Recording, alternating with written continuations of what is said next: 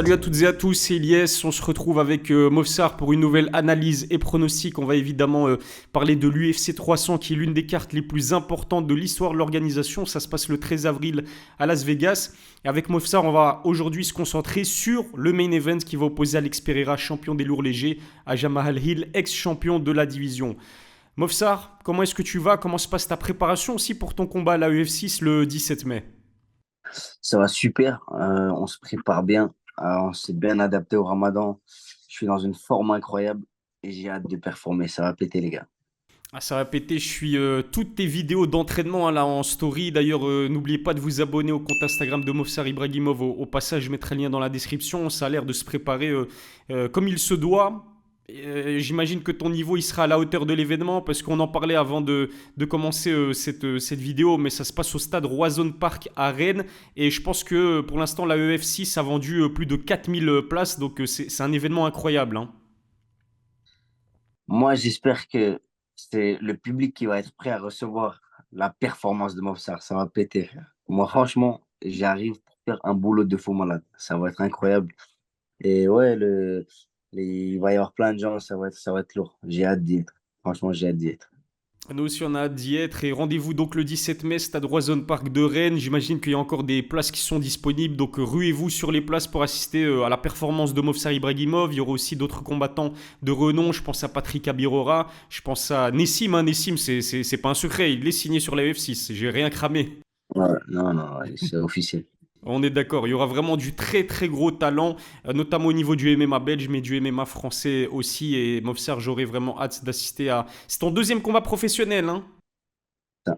Deuxième combat professionnel, tu t'es imposé sur un KO retentissant pour tes débuts professionnels. On va parler aujourd'hui de l'UFC 300. Comme je te l'ai dit, Mofsar, Dana White il parle de son événement comme le plus important non seulement de l'histoire du MMA, mais aussi de l'histoire des sports de combat. Il insiste sur le fait qu'il a pu réunir au total 12 champions actuels, anciens champions ou anciens ou plutôt champions intérimaires sur la carte. Toi, qu'est-ce que tu penses de l'UFC 300?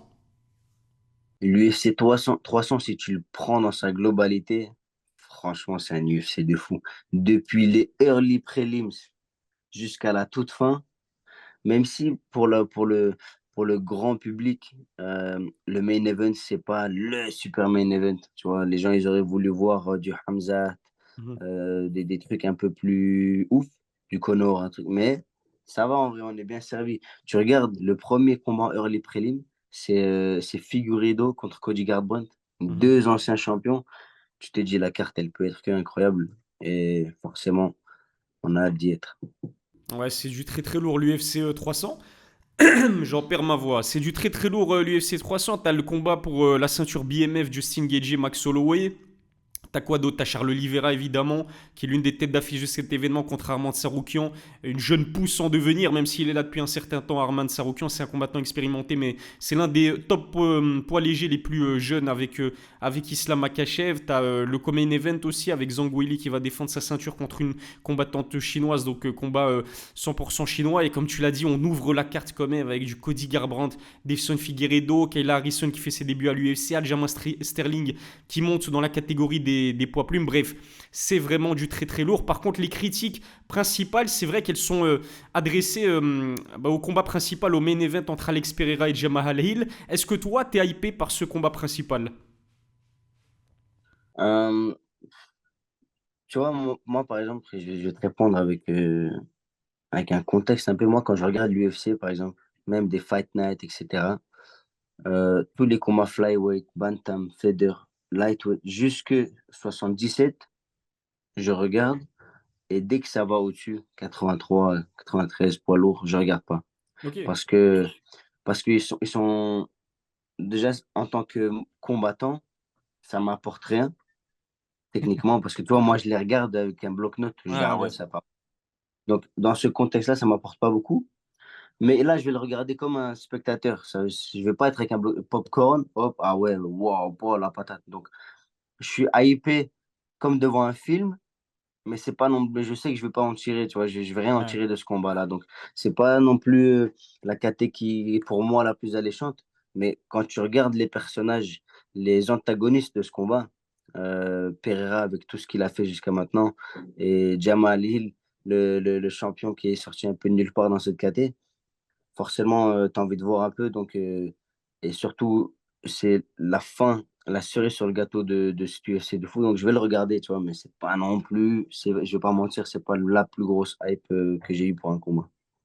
Je suis totalement d'accord avec toi. Il y a des combats dans cette UFC 300 qui me hype plus, comme Justin Gaethje et Max Holloway, avec la montée en catégorie de Max Holloway dans la catégorie des poids légers. Ils ont un style incroyable. Et ces deux stars aussi, Justin Gaethje et Max Holloway. Il y a quoi d'autre qui me hype? Charles Oliveira, Arman Saroukian, même Cody Garbrandt, Devson Figueiredo aussi. C'est vraiment du très très lourd. Calvin Kattar, Aljamain Sterling aussi. Là, ce qui est un peu dommage, c'est que Dana White, il nous avait promis un main event du tonnerre. Et comme tu l'as dit, on s'attendait peut-être à une grosse star comme Conor McGregor, Israel Adesanya, Khamzat Chimaev, tu vois, ce genre de combattants-là. Alex Pereira, on va en parler un petit peu plus tard, ça commence à devenir vraiment sérieusement une star. Jamal Hill, un peu moins, ça aussi on va en parler. Et finalement, le main event, il a été annoncé assez tardivement. Ça datait, je crois, du 18 février, donc à peine un peu plus d'un mois. Et même Jamal Halil, il a été prévenu en dernière minute. On a le sentiment que Jamal Halil, c'est en quelque sorte la roue de secours. Je ne sais pas si tu es d'accord avec moi. Ah ouais, moi je pense que oui, parce qu'à la base, Dana, il a dit ils avaient proposé, ils voulaient mettre Leon Edwards en main event. Il avait proposé Hamzat, Shafkat, mais en fait, c'est à cause du Ramadan, ils ont tous Mhm. refusé. Lui, il a accepté tout le monde. Ouais. Donc, c'est vrai que ça aurait été un meilleur main event. Franchement, moi, je trouve que ça aurait été un meilleur main event. Et puis, ils ont dû rebondir. Et heureusement que Pereira et Jamalil, ils sont là. Donc, ouais, je les vois un peu comme.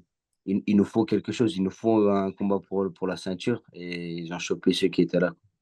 J'aurais préféré même un Alex Pereira, Israel Adesanya, une trilogie dans la catégorie des lourds légers avec une montée en division du Stylebender, mais apparemment lui, il devrait combattre, affronter Dricus Duplessis un peu plus tard, je crois au mois d'août, à l'UFC Australie, donc ça se comprend. On va s'attarder sur Alex Pereira, donc ce sera la première défense de ceinture chez les lourds légers Movsar. Il a pris aussi la ceinture des poids moyens, il s'est imposé par KO dans le deuxième round face à Yeri Prohaska, son dernier combat. Qu'est-ce que tu retiens de la performance de Poatan ce soir-là contre Yeri?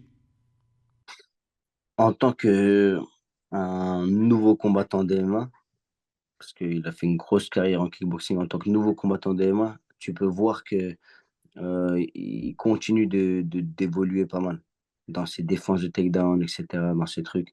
Dans, tu vois, c'est une gestion de distance différente. Et le fait qu'il mette KO Jiri Prohaska, ça prouve que il est très dangereux et s'améliore en permanence. Donc, tu peux t'attendre à un Poatan encore plus près, encore plus fort, encore plus complet dans ce UFC 300 qui arrive.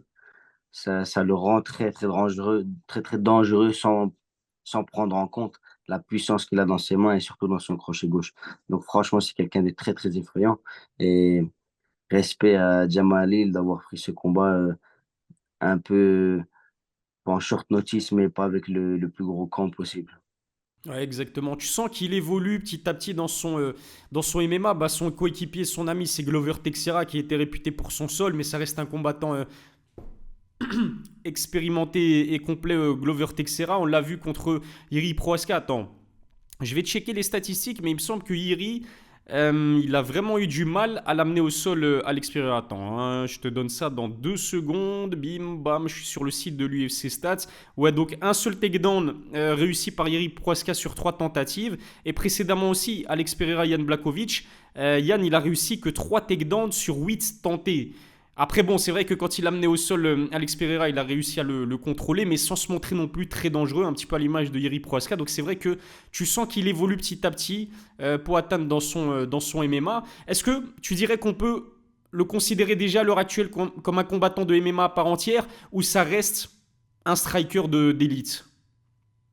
Non, moi je pense que tu peux le considérer comme à part entière. Quand un combattant qui est arrivé dans la plus grosse orgueil du monde, il a survolé ça, il est allé prendre la ceinture d'une des KT, que maintenant il combat pour une ceinture d'une autre KT, t'es obligé de respecter ce qu'il fait et de l'appeler combattant d'MMA à part entière, même si c'est sûr et certain, et personne ne peut contredire ça, que c'est avant tout un gros striker et un gros finisher.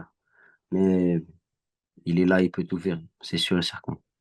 Je me souviens qu'à chaque fois qu'on analyse Alex Pereira, tu me dis que t'es pas forcément fan de son striking, tu le trouves pas forcément très technique. Dis-nous un petit peu plus, Mofsar, sur le striking, ce que tu penses d'Alex Pereira. Mais en fait, moi, ce que je trouve, et c'est ce en fait, tu as un style académique de kickboxing. Mhm, Tu as un style très académique, hop, avec la garde fermée, boum, boum, tu travailles en ligne, etc. Et Alex Pereira, il fait pas du tout ça. Il a les mains devant, il met des coups courts, il envoie des kicks, il tourne pas les hanches, donc c'est pas très esthétique. Et en fait, et c'est ça que j'aime pas. C'est que je trouve pas ça beau à regarder. mhm. Mais il y a plein de gens qui mélangent beau et efficace. Ouais. Tu regardes en face Jamal Ali, c'est un peu la bagarre. C'est Mhm, pas plus technique que Poatan, sauf que Poatan, c'est beaucoup plus réfléchi. Il envoie des coups de là, il bloque, il contre, hop, il a ses trucs à lui. De la même manière, le style de Cédric Doumbé, je le trouve pas beau. Je trouve pas beau, je trouve pas esthétique le style de Cédric Doumbé. De rester là, en arrière, bon. Mais c'est des styles très très forts et qu'ils ont développé, qu'ils ont perfectionné avec leur expérience. Donc, c'est juste que j'aime pas regarder. mhm. Je trouve pas ça beau esthétiquement, mais c'est très très fort, c'est très très efficace. Et, et ils sont d'autant plus dangereux parce qu'ils ont des styles à eux et t'es pas habitué à tomber contre des mecs comme ça. Si un boxeur académique, t'en vois tout le temps. Tu Mhm. étais face à des boxeurs académiques tout le temps. Donc, tu as des trucs qui marchent contre eux. Tu dis, OK, s'il fait ça, moi, je suis habitué, je fais comme ça. Mais tu tombes sur Poatan. Tu sais pas ce qu'il va faire, il est comme ça. Ouais. Et il t'envoie des frappes atomiques comme ça. Ah ouais, bonne chance, la chance. Ah, c'est vrai qu'il est incroyable, hein. Son crochet du gauche, évidemment, c'est son arme de prédilection, mais je t'en parlais aussi avant qu'on enregistre cette vidéo. Israël Adesanya, il était vraiment choqué de ses kicks, et notamment de ses calf kicks, ses leg kicks, ses low kicks, appelez ça comme vous voulez, mais Adesanya, il disait qu'il avait du mal à lire les moments où Pereira allait envoyer ses kicks et il était tellement imprévisible justement parce qu'il bougeait pas trop les hanches. Enfin bref, il a une technique vraiment peu orthodoxe mais terriblement efficace comme tu l'as dit. Et ça marche parce que double champion le plus rapide de l'histoire de l'UFC après seulement 7 combats dans l'organisation. Premier combattant UFC à avoir pris la ceinture chez les poids moyens et chez les lourds légers. Et puis lors de sa carrière en kickboxing, premier double champion de l'histoire du Glory Kickboxing. C'est du jamais vu. Franchement, c'est incroyable hein, ce qu'a réalisé Alex Pereira. Ah, mais ouais, tu vois bien, là où il va, il marque l'histoire du game. Donc, qu'est-ce que tu veux faire à part respecter la performance? Tu vois, c'est pour ça que je précise vraiment. C'est juste que moi, personnellement, je ne trouve pas ça beau. C'est juste mes goûts. Mais c'est un combattant, c'est une légende en vrai. Franchement, ce mec-là, au Brésil, c'est une légende. Euh, même dans le monde entier, mais surtout au Brésil, t'es fou, quoi. Qu'est-ce qu'il a pas fait? Il rentre dans une organe, le premier de l'histoire de ci, le premier de l'histoire de ça, le Mhm. premier. Est-ce que vous vous rendez compte, tu vois? Dans un sport, le kickboxing, il y a tout eu dans le kickboxing. Le premier de l'histoire, double champion du Glory Boom, c'est lui. Il arrive à l'UFC, la meilleure orga MMA du monde. Il commence à un âge où les gens ils arrêtent leur carrière, lui il arrive, Ouais. il te fait double champion, tu vois. Donc, impressionnant, très impressionnant. Et en plus, t'as vu qui bat Israël Adesanya, ancien champion incontesté des poids moyens. Il a battu Iri Prohaska, ancien champion des lourds légers. Il a battu Jan Blachowicz, ancien champion des lourds légers. Il a battu Sean Strickland, ancien champion des poids moyens. Non, c'est une dinguerie. Et le fait qu'il soit le premier double champion poids moyen lourd léger, ça en dit long aussi sur son physique. Et c'est l'une des choses pour laquelle on l'apprécie aussi. Tu vois, je sais pas, il a un charisme en fait. Il a un charisme, tête stoïque, face à face avec Iri Prohaska. Il est là, il bouge pas pendant 1 ou 2 minutes. Il parle pas anglais, donc il a un petit peu un côté mystérieux. Mais pour revenir à son physique, c'est vrai que passer de 84 kilos à 93 kilos les jours de pesée, il y a 10 kilos de différence entre les deux divisions. Tu pourrais facile créer une troisième division entre les deux. Parce que le mec, il cutait tellement pour valider 84 kilos à la pesée quand il évoluait chez les poids moyens. En règle générale, dans l'octogone, face à Jamal Hill, je pense que les deux, ils seront à plus 100 kilos. C'est vraiment des monstres. En plus, d'ailleurs, donc même taille que Jamal Hill. Par contre, légère avance en allonge, c'est vraiment des Golgoth, c'est des géants, hein. Pereira comme Jamal. Ouais, moi j'aimerais pas être l'arbitre de ce combat. Imaginez comment ça s'allumer, bonne chance pour les séparer. Euh, ouais, laisse tomber, ça va être un combat de titans. Ils vont être là. Voilà. Mais tu vois, en fait, c'est pour ça que les gens, ils aiment ce genre de combat-là. Mhm. C'est ça que je te dis, tu t'es pas là pour apprendre des techniques. T'es pas là pour, tu vois. tu es là pour regarder c'est qui va dormir le premier. Ouais. Parce que les gens, ils aiment voir ça. C'est sûr que franchement, il va y avoir du finish, hein. Tu risques de voir un gros combat, tu vois, tu risques de voir des gros parpaings envoyés dans tous les sens. Et c'est pour ça qu'ils méritent quand même leur place de main event dans ce UFC 300. Je pense aussi. Franchement, il y a des risques pour que ce combat soit élu combat de la soirée. Et à mon avis, les deux vont décrocher un bonus un bonus de performance, punaise, j'ai vraiment du mal, hein. Et c'est vrai que tu en parlais, tu disais que ces deux-là, ils méritent totalement d'être le main event de cette UFC 300, qui encore une fois est un événement extrêmement symbolique. Vous vous souvenez sûrement de l'UFC 200. Il y avait du Brock Lesnar, il y avait du Daniel Cormier, du Anderson Silva, il y avait qui, du Ronda Rousey ou du Micha Tate, enfin bref, non, du Amanda Nunes, si mes souvenirs sont bons. Mais pour un main event d'un UFC 300, il faut marquer le coup. Et Alex Pereira, il a marqué le coup parce que ce qu'il faut dire aussi, c'est que ce sera son quatrième main event d'un UFC numéroté depuis 2021, Movsar. Il a combattu 2 fois au Madison Square Garden de New York, une fois à Miami, la prochaine fois donc l'UFC 300 à Las Vegas. C'est les villes les plus emblématiques des sports de combat aux États-Unis. C'est pas étonnant de le voir en tête d'affiche de l'UFC 300. Est-ce que toi, tu le considères comme étant aujourd'hui l'une des plus grandes stars de l'UFC?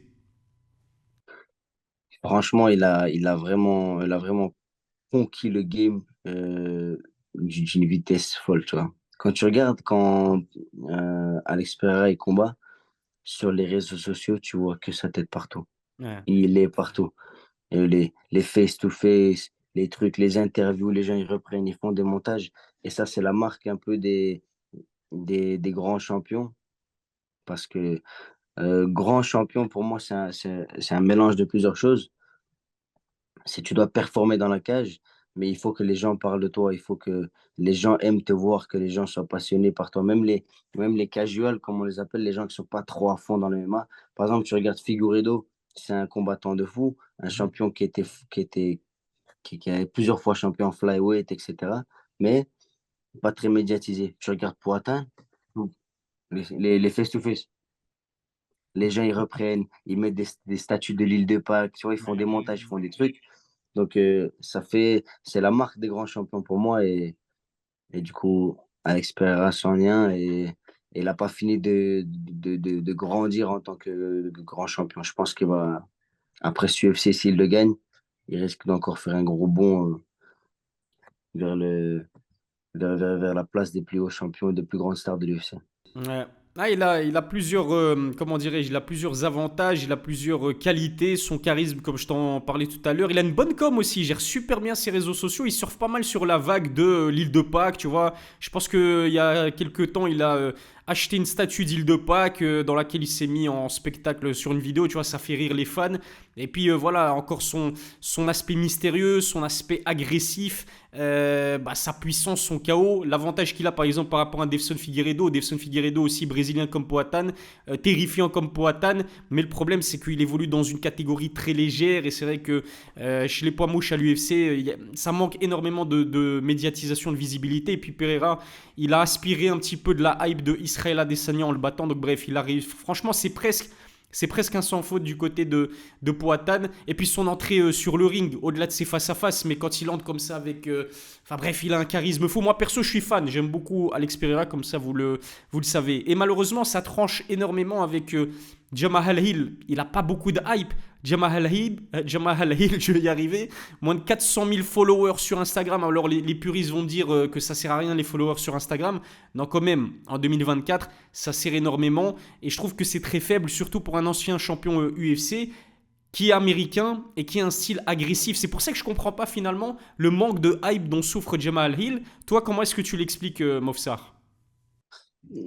Parce que cette KT avant l'arrivée de Poatan, malheureusement, tu la vois pas trop, elle n'était pas très hypée.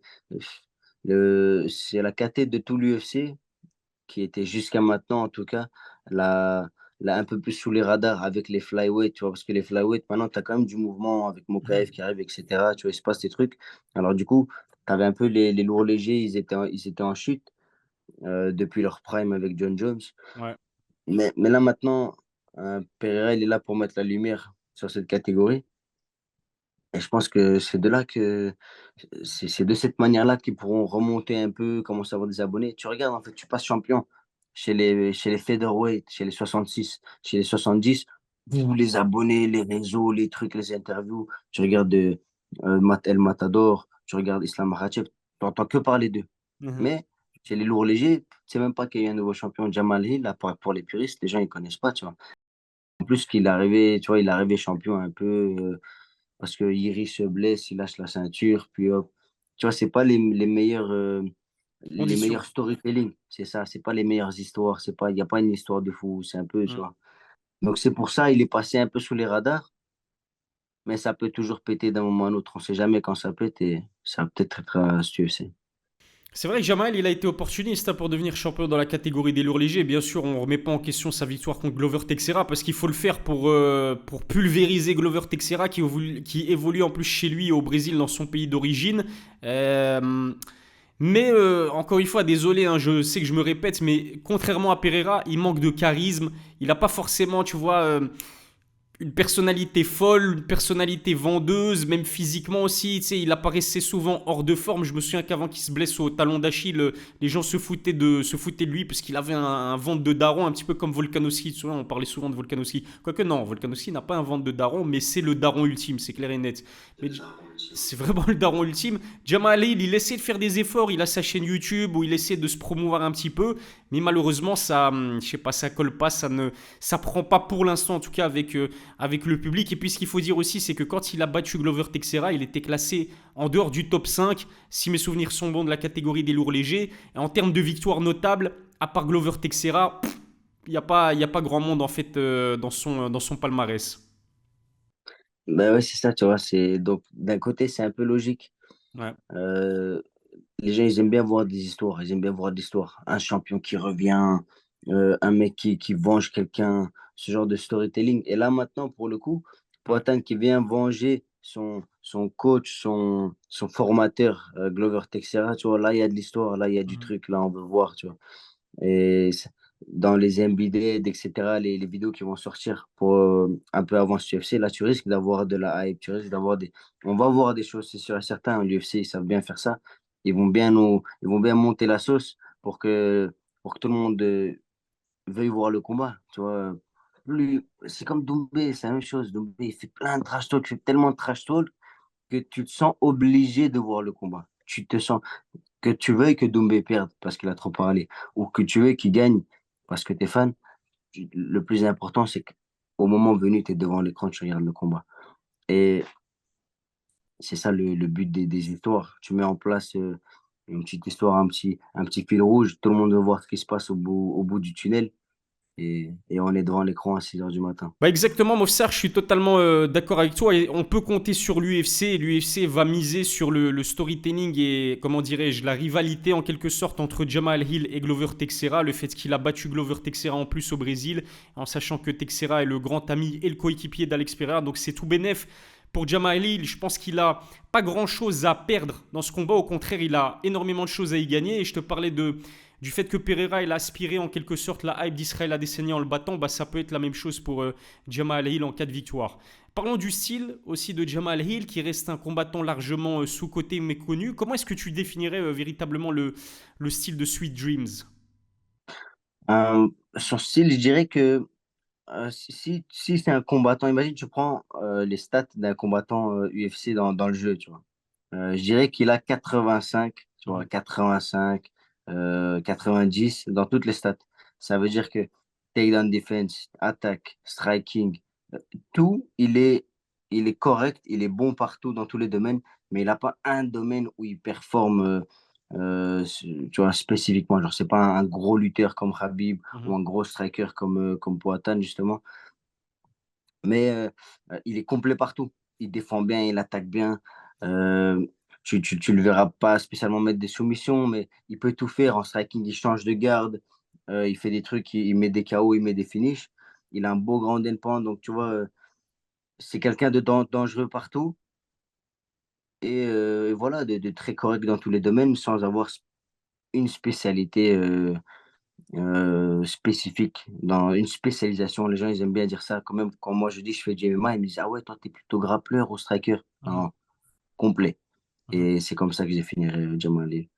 Ouais, c'est pas comme Alex Pereira, dont on sait que c'est le striking qui est son arme de prédilection. C'est vrai qu'il est un petit peu complet partout. Il a pas, on va dire, ouais, il a pas il a plusieurs cordes à son arc et c'est tout bénef pour lui. Il faut dire aussi qu'il a quand même un bon cardio. Il peut combattre sur 5 rounds sans vraiment baisser au niveau du rythme. Et son mental, on en parlait avant d'enregistrer cette vidéo au Mofsar, mais c'est vrai qu'il a un gros mental. Tu te souviens du bain de sang contre Glover Teixeira où un membre de son coin lui applique de l'eau sur le haut de sa tête. On voit une flaque de sang qui coule sur son visage. Paul Craig aussi qui a réussi à le soumettre, mais il a fallu qu'il lui casse le bras et il n'a pas tapé. Si mes souvenirs sont bons, Jamal Alain, c'est l'arbitre qui a mis un terme aux hostilités. Donc gros cardio aussi et un mental d'acier, il n'y a rien à dire.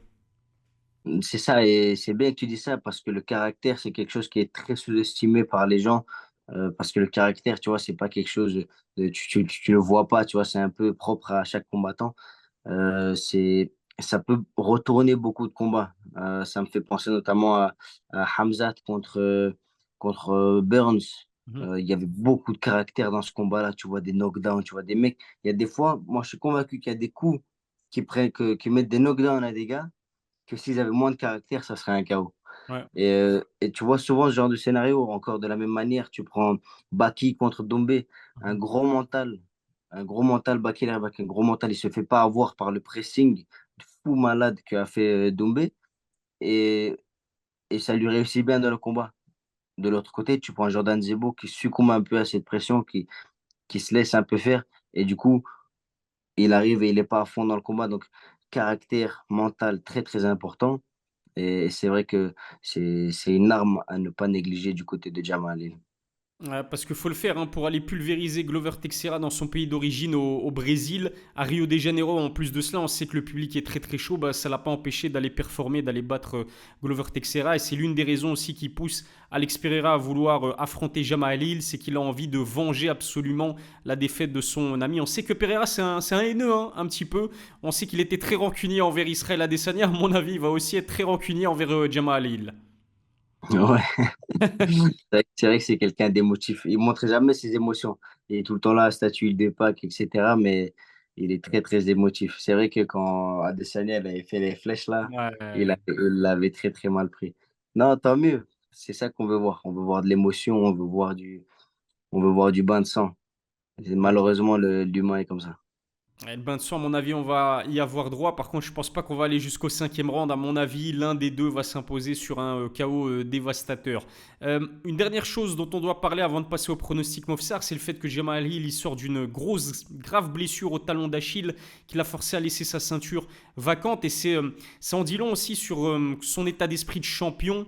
Parce que laisser sa ceinture vacante, laisser la catégorie avancer sans lui, bah, c'est louable, c'est respectable. On sait que John Jones, lui, il l'a pas fait. Hein. Il garde jalousement, égoïstement sa ceinture des poids lourds. Et ce qui fait que la catégorie des poids lourds, j'ai pas envie de dire qu'elle est au point mort, mais elle avance beaucoup moins que si il avait laissé sa ceinture vacante. Bref, tout ça pour dire que Jamal Hill, il est inactif depuis janvier 2023. Il a plus combattu depuis plus d'un an, ce qui tranche avec l'activité de Pereira, dont ce sera le quatrième combat de MMA. Est-ce que ce manque d'activité de Jamal Hill, ça peut lui porter préjudice à l'UFC 300?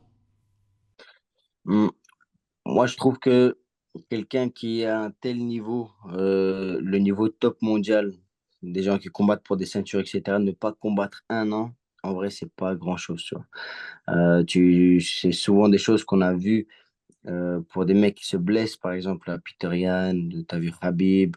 Il y a plein de gens qui se blessent, qui ne combattent pas un an et qui reviennent et qui performent super bien, tu vois.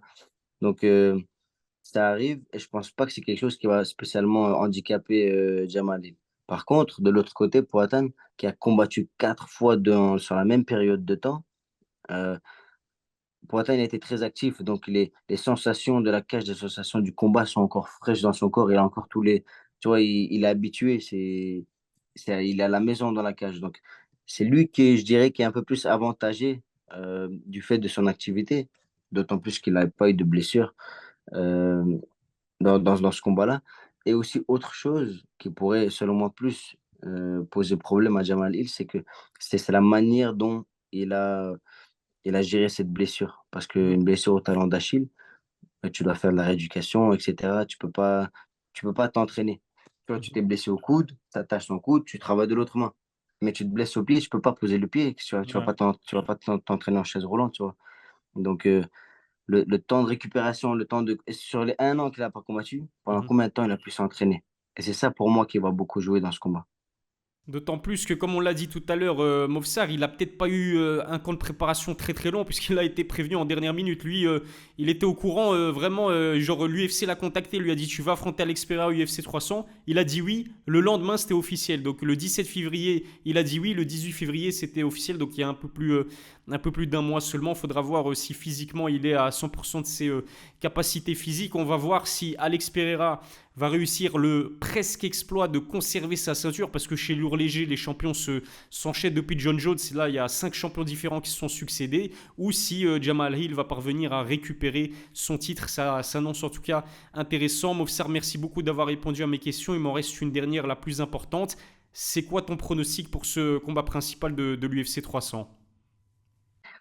Moi, je pense que dans ce combat-là, l'expérience en striking de Poatan va prendre l'avantage. Je pense qu'il va réussir à l'avoir, peut-être en lui détruisant les appuis avec des calf kicks, etc. Et je pense qu'il va finir par l'avoir sur soit un crochet gauche, la classique, ou alors, tu vois, ses retraits directs. C'est deux armes les plus classiques avec lesquelles il met des finishes. Je le vois bien terminer ce combat par KO, je dirais au premier ou au deuxième round. Ouais, je suis assez d'accord avec toi. Moi, j'irais victoire d'Alex Pereira par KO au troisième round. Comme tu l'as dit, crochet du gauche, franchement, c'est son arme de prédilection, comme ses retraits de buste. Et puis, il enchaîne avec son bras arrière.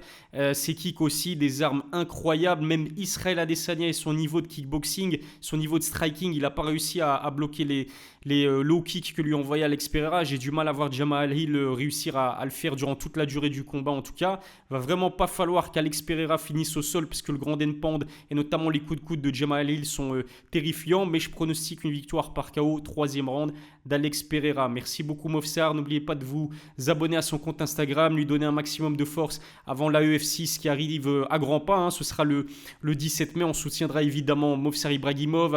Abonnez-vous à ma chaîne, activez la cloche pour recevoir les notifications, lâchez un pouce bleu et donnez-nous vos pronostics dans les commentaires. Mofsar, comme d'hab, c'était un vrai plaisir. À la prochaine pour une nouvelle analyse. Toujours un plaisir. À la prochaine, Inès.